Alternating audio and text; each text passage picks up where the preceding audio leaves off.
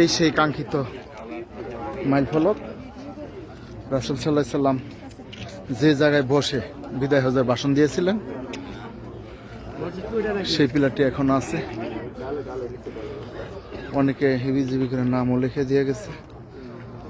এটা হয়তো ঠিক হয়নি, দেখার কারণে পিলারটি অসৌন্দর্য হয়ে গেছে।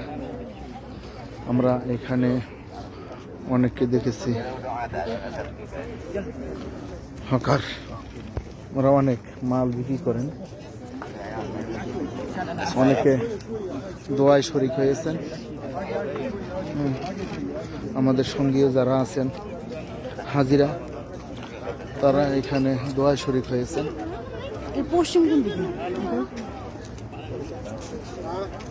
পশ্চিম তো আমিও বুঝি না, কিন্তু ওই যে মক্কা টাওয়ার